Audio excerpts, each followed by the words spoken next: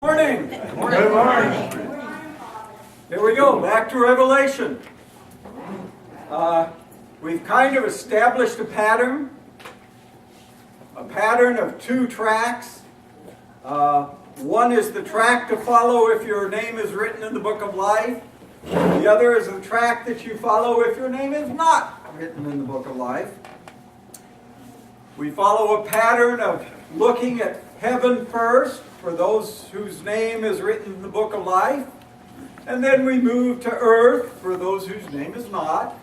To heaven, to earth, to heaven, to earth, back and forth, all the way through the book of the Revelation.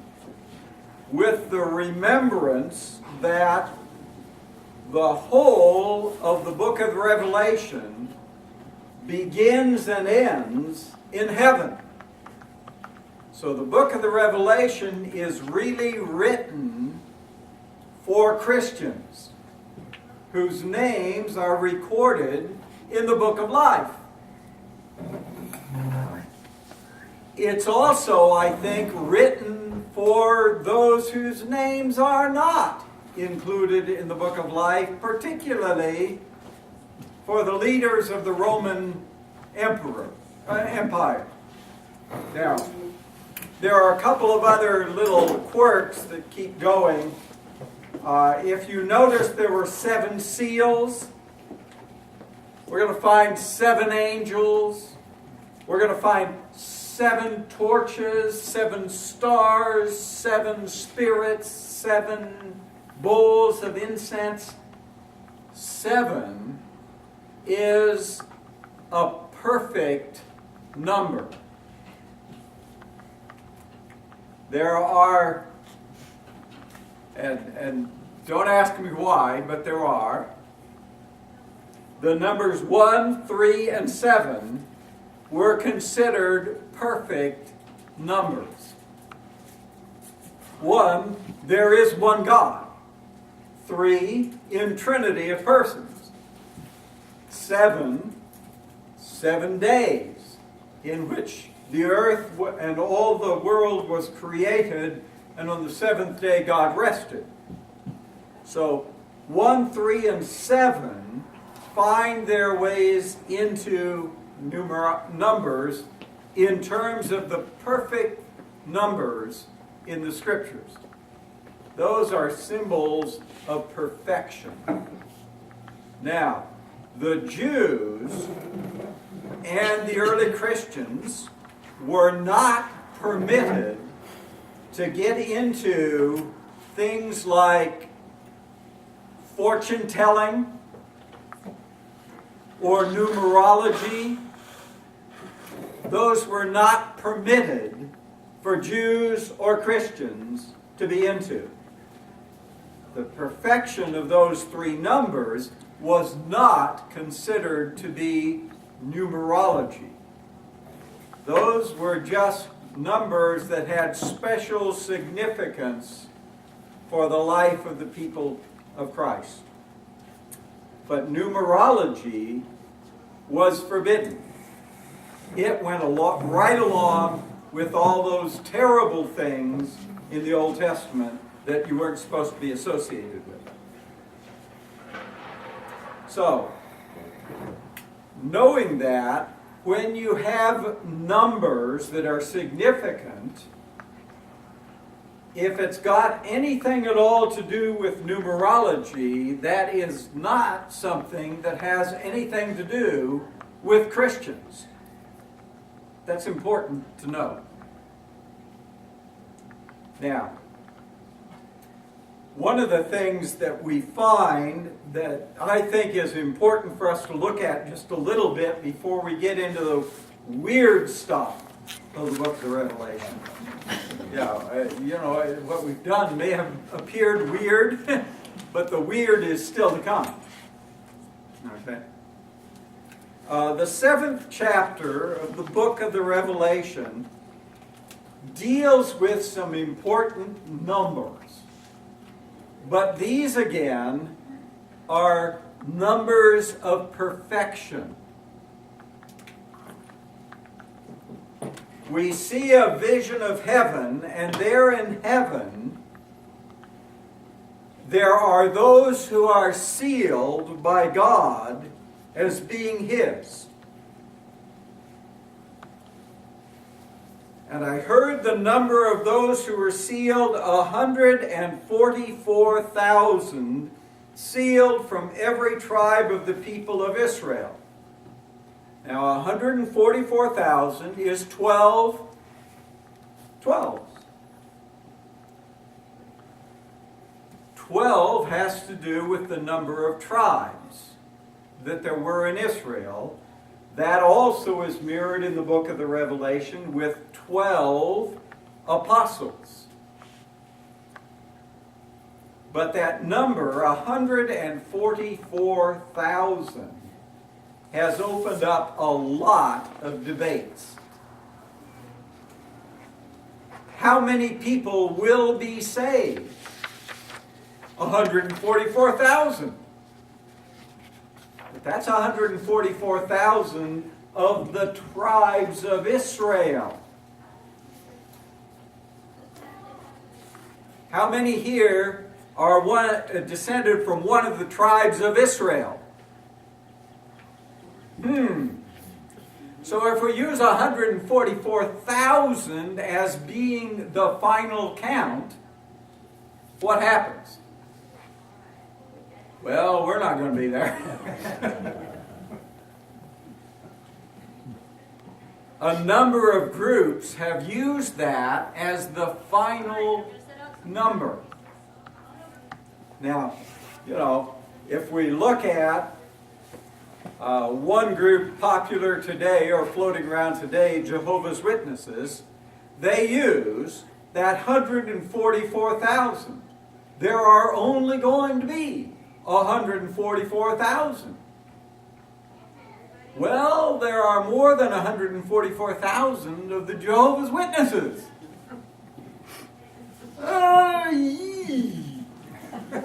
And they're trying to get us to join the 144,000, and if there's no room left, why?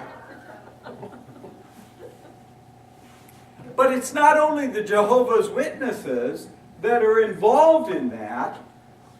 A lot of Christian theology went into that. John Calvin said that there were a specific number of souls predestined for heaven. 144,000. How many Presbyterians do you think there are in the United States? Again, you have a question. As long as you use that number as a set number of souls to be saved, you have a problem. Now, one of the answers to that problem in the ancient church was that they were 144 reusable souls. Now, this sounds a great deal like reincarnation. You use the same soul over and over again. But that's not Christian teaching, nor is it Jewish teaching.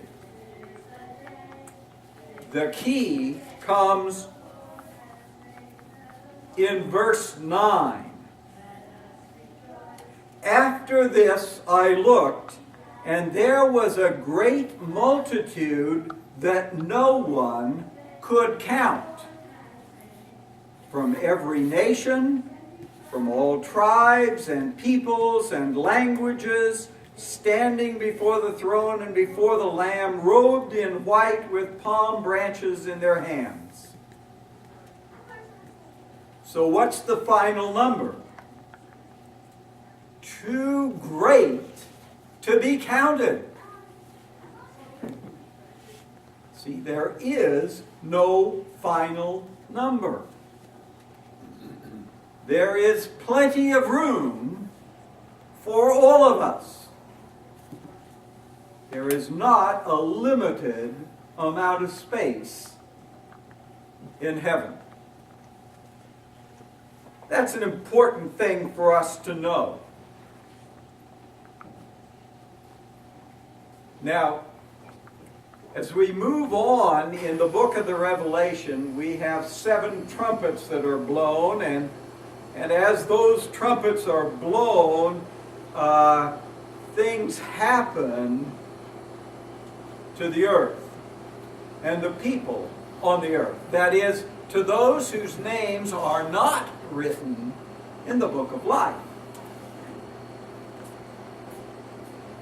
But one of the things that comes creeping out of this whole thing is a beast. And that beast has become such an incredibly important thing for way too many Christian people.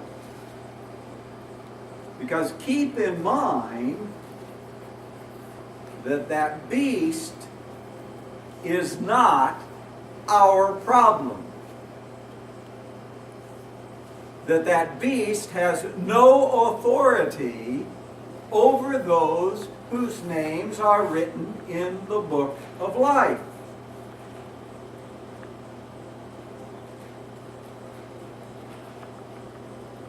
Now, one of the oddities about that beast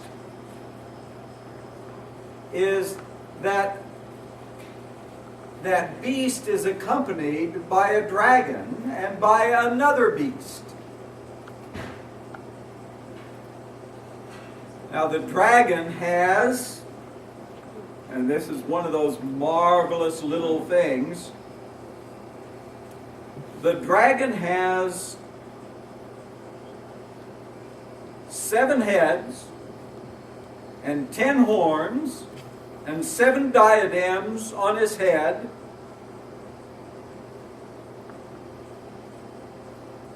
And what that means, the use of the number of horns is power. That dragon has a great deal of power over those whose names are not written in the book of life. And likewise, the beast who comes out of the abyss. And I must remind you that the beast who comes out of the abyss is not the beast that comes out of hell. Because the word abyss has another meaning. And it does not equate to what we think of as hell. The abyss is nothing.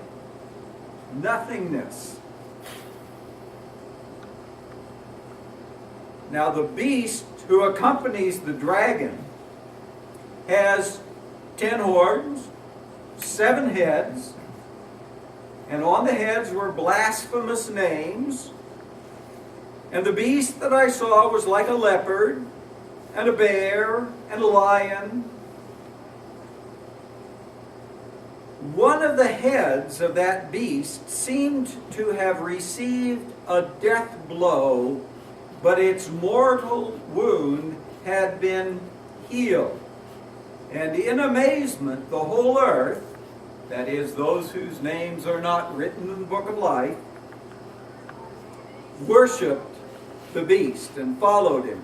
And they worshipped the dragon, for he had given his authority to the beast, and they who worshipped the beast, saying, "Who is like the beast? Who can fight against it?" Now, those heads and those diadems are the list of Roman emperors, starting with Nero Caesar. All of the Roman emperors who persecuted the Christian church. Now, There was a story that Nero was killed and then reborn in Caligula.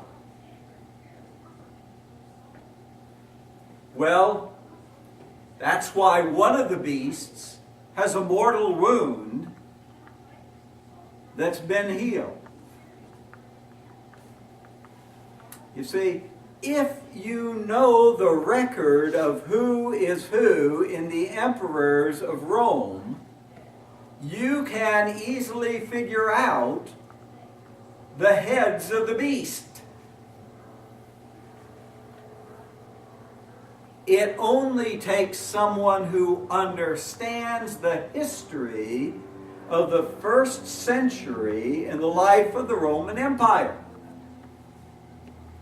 It really is very easy. And who might know that better than the Roman emperor and all of his governors and all of his generals?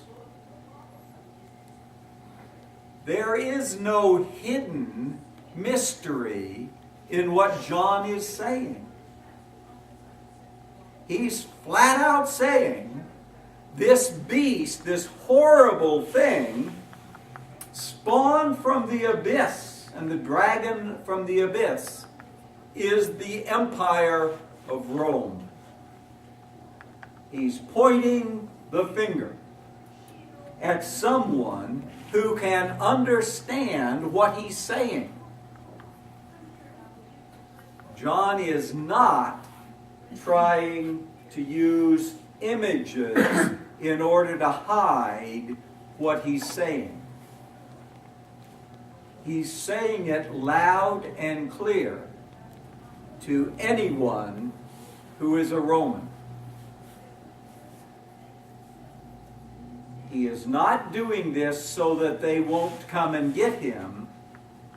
I think John is doing this so that they will come and get him. Remember that John is the only one of the 12 apostles who was not martyred, who did not receive the crown of a martyr. And this is John's attempt to join that number. He's not hiding anything. He's being as blatant as he can possibly be.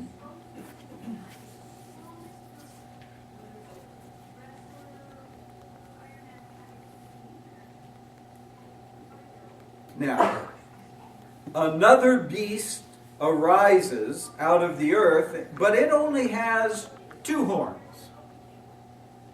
It's not the emperor or the empire, but rather the governors of the provinces. And this one, especially the governor of the province of Asia Minor. So, where this persecution is going to hit within the next couple of years. So John is not only pointing out the evilness of the Roman Empire, he's also pointing out the evilness of the governor of Asia Minor. If he can't get the empire to kill him, he'll try the governor. We have no doubt that John is not hiding from persecutors. And that beast has a mark. And this calls, verse 18 of chapter 13, this calls for wisdom. Let anyone with understanding calculate the number of the beast, for it is the number of a person. Its number is 666. 666. we're now heavily into numerology. John is not saying the number 666 is a horrible number. He's saying that one individual person whose name this number signifies is the terrible person. So if you wind up with 666 on your license plate, don't worry about it. If you ever get to the point where, your Social Security number has a 666 in it, don't worry about it. It's got nothing to do with anything to do with us. It's the number of one human person. Guess who? Nero Caesar. Now, who knows numerology? Who works with numerology in the first century?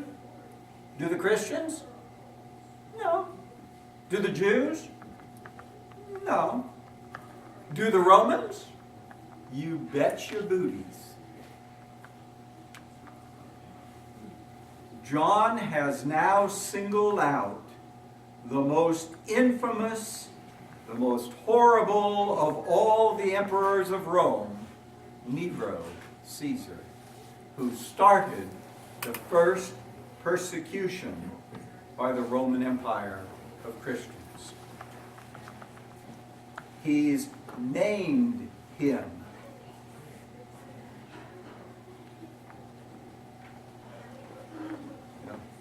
All these unusual numbers, all these unusual beasts, all these things portray for us the Roman Empire.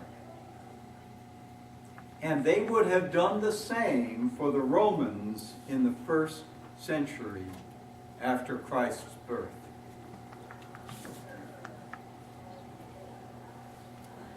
We're going to see that again a little later on. But in the meantime,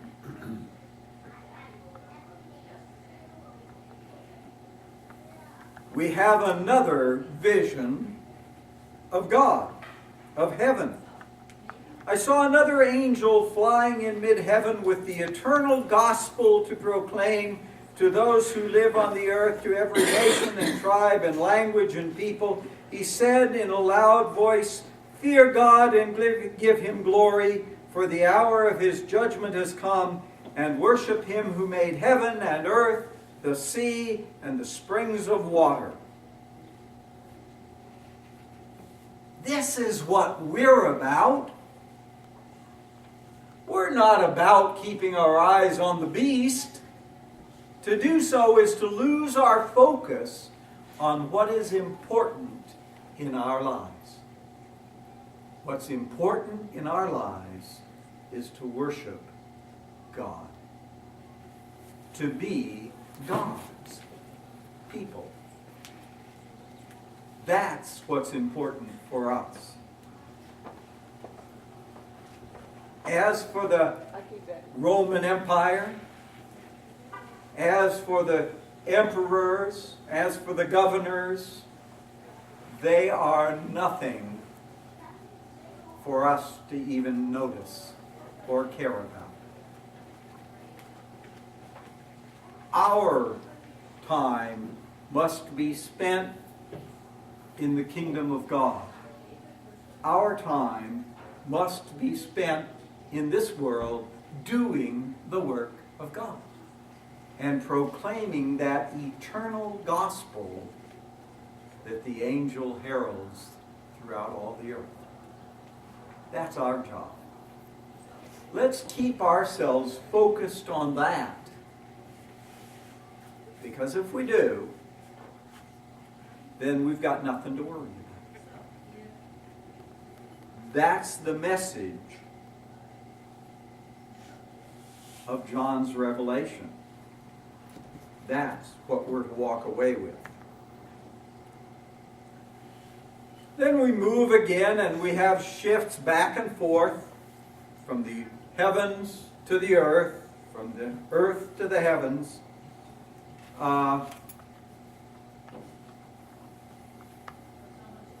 And then we see in chapter 17 another referent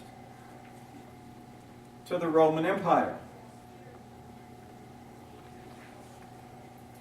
One of the 7 angels who had the 7 bowls came and said to me, that is to John, "Come and I will show you the judgment of the great harlot, who is seated on many waters, with whom the kings of the earth have committed fornication, and with the wine of whose fornication the inhabitants of the earth have become drunk. Not those whose names are written in the book of life, but those whose names are not. And I saw a woman sitting on a scarlet beast that was full of blasphemous names, and it had 7 heads and 10 horns." Remember? Who is that? Rome? "And the woman was clothed in purple and scarlet."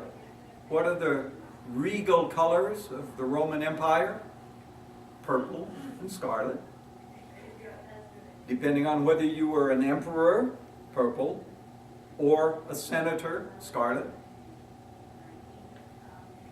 "And on her forehead was written a name, a mystery, Babylon the Great, mother of harlots and of earth's abominations." Now this calls for a mind that has wisdom.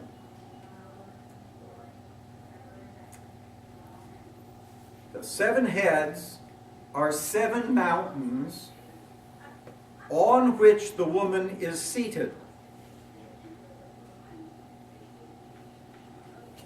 What city is built on 7 hills? Rome. Gee, would the Romans know that?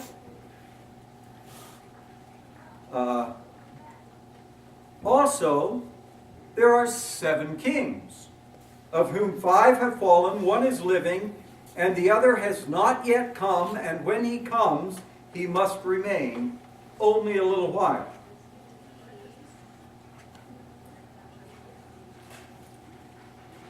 Again, the emperors of Rome, who persecuted the Christians.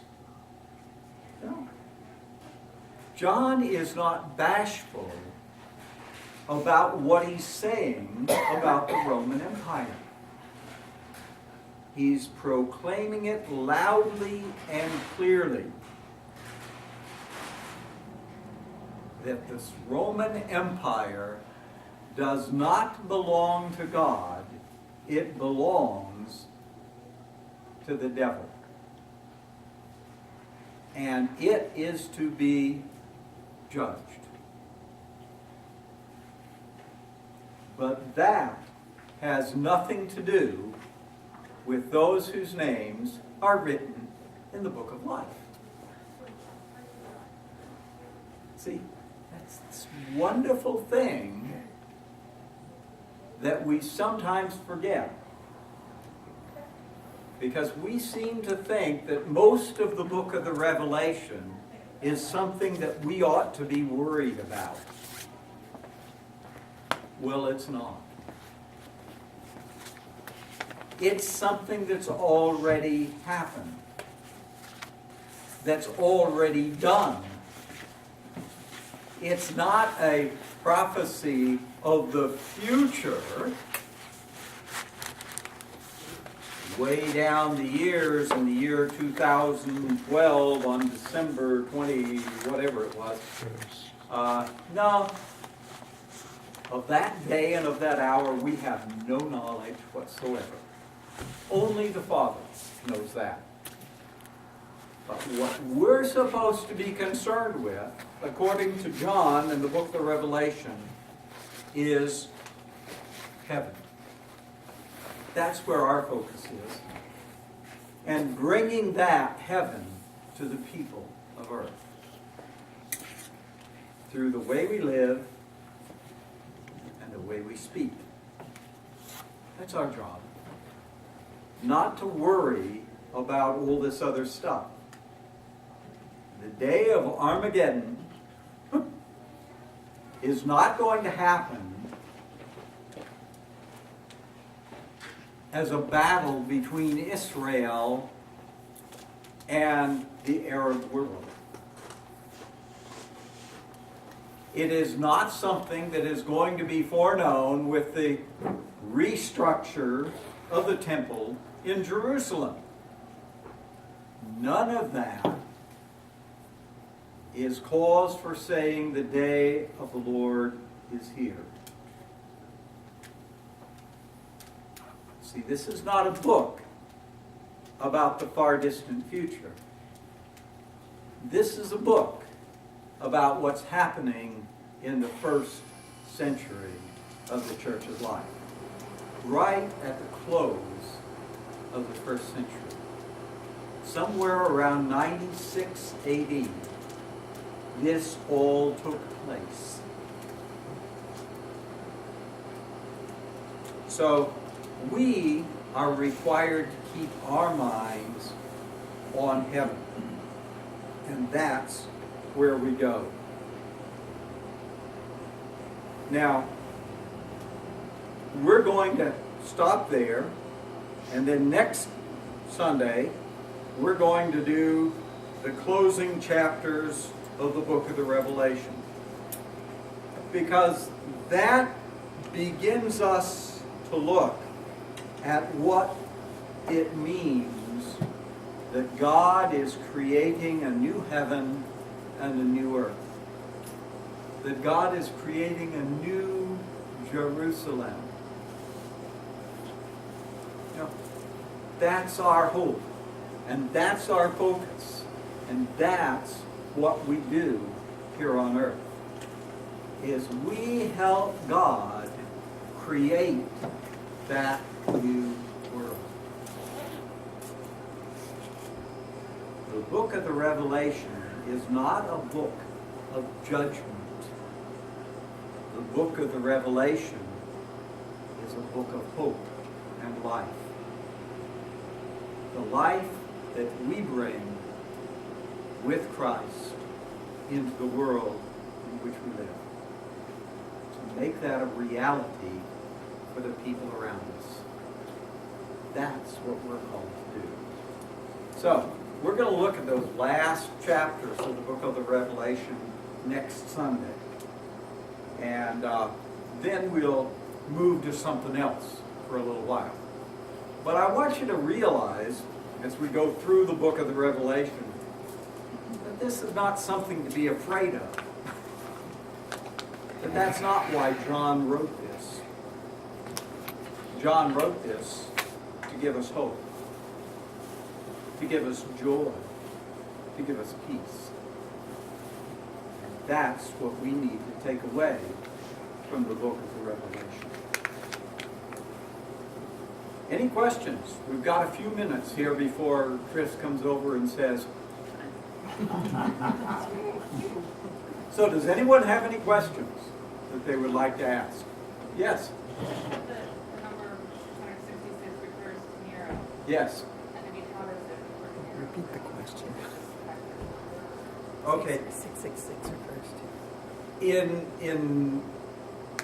In circles that used numerology, like the Romans, like the Zoroastrians, like other different Eastern religions of the day, each letter has a value, a number value.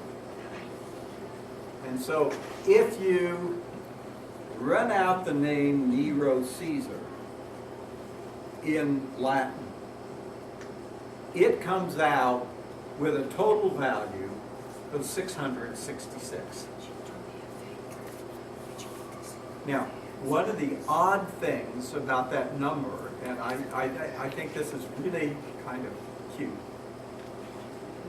there are some manuscripts that do not use the number 666, but rather the number of the beast is 616. 616. Why, you would think, is there a difference? Because if you take Nero Caesar in Greek, it factors out to be 616. So whether you do this numerology thing in Greek or Latin, it's still Nero Caesar. You know? People who use the book of the Revelation to scare people, which is not its intention at all, use that number to scare people. And so they say, oh, if you got 666 in anything, you're in trouble. You've been marked with the number of the beast. No, you haven't. The number of the beast is a person's name, Nero Caesar. It's very precise. And it has nothing to do with us, because it is not the number of our name. It is the number of Nero Caesar. And that's who John is aiming at, and nothing else. So, if you get the number 666, who cares? I got it helped me out at one point. I got a new phone number because of it. So the phone company wouldn't give me a new number until they discovered that I was a pastor of the church and all of their old numbers had 666 in them. And so they decided to give me a brand new number, which they had told me they didn't have, because 666 was not a proper number for a minister. Well, they thought they were looking out for you.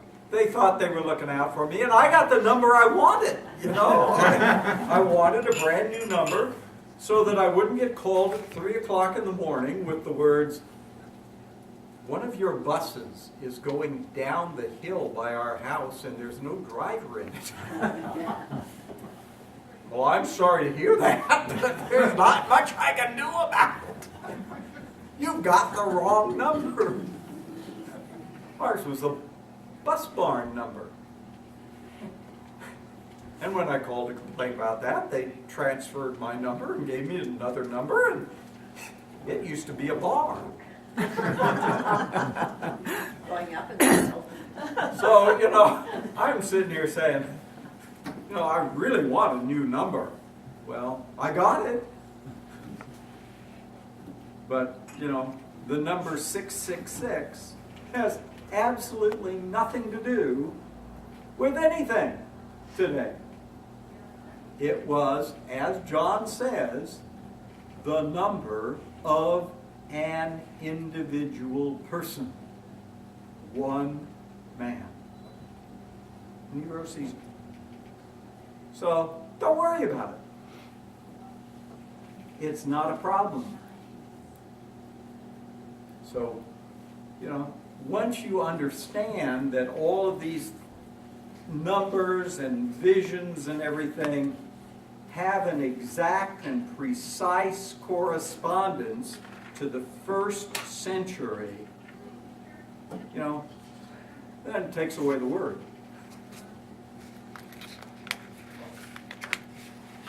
The Revelation of John is a book of hope, not a book of judgment. So, keep your focus. And if you can keep your focus going through the book of the Revelation, then you can keep your focus going through life.